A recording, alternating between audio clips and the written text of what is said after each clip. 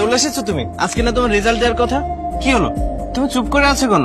তুমি পাস করোনি, চুপ করে আছো কেন? কিছু বলো। আমি আমি পাশ হয়ে গিয়েছি। আরে বাহ, আমার ম্যাজিস্ট্রেট, তুমি তো এখন কারে চলাফেরা করবে, আর তোমার সিকিউরিটির জন্য সাথে পুলিশও থাকবে। আজ আমি অনেক খুশি, আর এই দিনটা দেখার জন্য আমি অপেক্ষা করছিলাম এতদিন ধরে। আমার বউ এখন ম্যাজিস্ট্রেট, এখন তোমার আর কারো সাহায্যের প্রয়োজন নেই। তোমার সাহায্য ছাড়া আমি কখনোই এখানে পৌঁছাতে পারতাম না। গর্ব তোমার নয়, আমার হওয়া উচিত যে আমি তোমার বউ। আমি আল্লাহকে এটাই বলবো যেন প্রতিটা মেয়ে তোমার মতো একজন স্বামী পায়। তো ম্যাজিস্ট্রেট ম্যাডাম, কবে থেকে জয়েনিং আপনার? এই তো সামনের মাস থেকেই।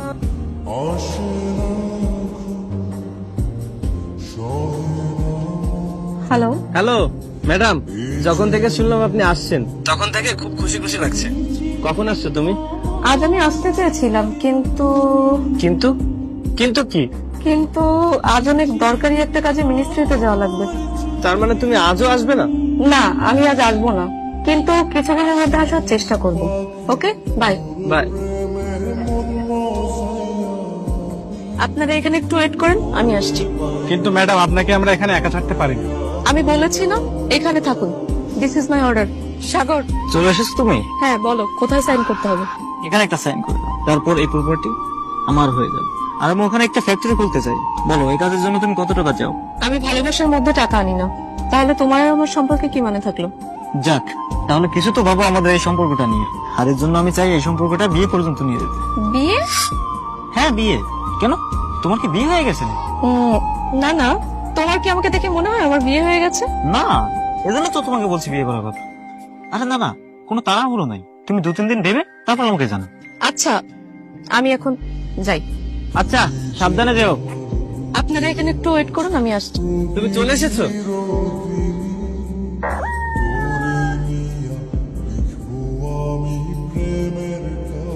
উফ, কি গরম।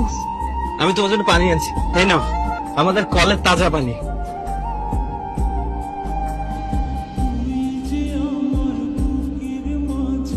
এতদিন পর বাড়িতে আসলাম, ভালো করে পানিও খাওয়াতে পারো না? তুমি তো জানো ঘরে কোনো ফ্রিজ নেই, এটা আমাদের কলের পানি ছিল, একদম ঠান্ডা।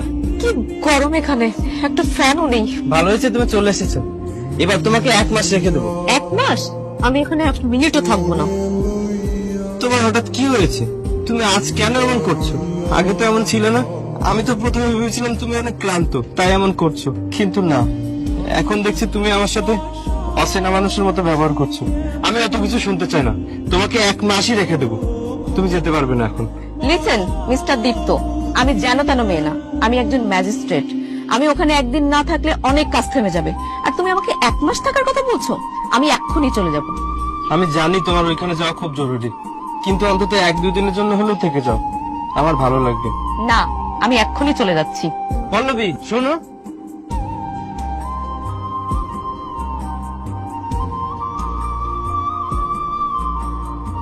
আপনারা এখানে একটু ওয়েট করেন, আমি আসছি। কি ব্যাপার, এত আর্জেন্ট থাকলে? কোন সমস্যা? সমস্যা ঠিক না, আমি তোমাকে ডেকেছি কারণ আমাদের আর এভাবে দেখা করা ঠিক না। যদি এ খবর কেউ জানতে পারে বা মিডিয়া জানতে পারে, তাহলে অনেক বড় ঝামেলা হয়ে যেতে পারে। সেই জন্য তো তোমাকে বলি, চল আমরা বিয়ে করে দিই, তারপর তুমি তোমার ফ্যামিলিকে জানিয়ে দিও আর আমি আমার ফ্যামিলিকে জানিয়ে দিব। আমার কোনো ফ্যামিলিই তো নেই, আমি একা। আরে কেউ না কেউ তো আছে যে তোমাকে এই পর্যন্ত পৌঁছাতে সাহায্য করেছে। আমাকে কেউ সাহায্য করেনি, আমি নিজের যোগ্যতায় এখানে আসছি। তাহলে চলো কালই আমরা কাজে অফিসে গিয়ে বিয়েটা করে দিই। ঠিক আছে, কাল দেখা হচ্ছে।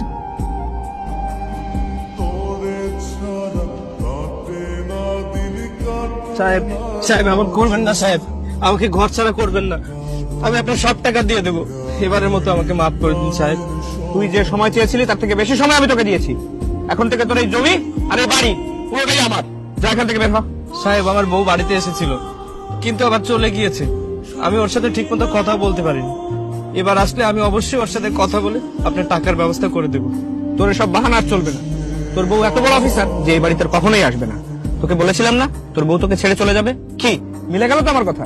যা এখন এখান থেকে বের হ। আমি কোথায় যাব, কোথায় থাকবো? এবারের মতো আমাকে দয়া করুন সাহেব। আর কোনো সুযোগ আমি তোকে দিতে পারবো না। যা এখান থেকে বের হ।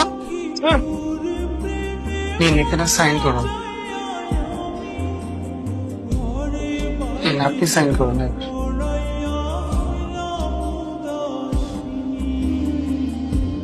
প্লিজ, তুমি আমাকে মাফ করে দাও। বড় ভুল হয়ে গেছে। আরে পল্লবী, তুমি ওঠো ওঠো ওঠো, কি হয়েছে? তুমি তো চলে গিয়েছিলে। গিয়েছিলাম, কিন্তু আমি আবারও তোমার কাছে চলে এসেছি। করবো না আমি এমন চাকরি যা তোমার থেকে আমাকে আলাদা করে দেয়। কি বলছো তুমি? যে চাকরির জন্য তুমি এত কষ্ট করেছো, এত পড়ালেখা করেছো, সেই চাকরি আজ তুমি ছাড়ার কথা বলছো? ওইখানে চাকরি করলে আমি তোমাকে হারিয়ে ফেলবো। আমি তোমাকে হারাতে চাই না। আজ আমি যাও শুধুমাত্র তোমার জন্য। কিন্তু কি এমন হয়েছে যার জন্য তুমি এত বড় সিদ্ধান্ত নিলে? আপনি সাইন করুন।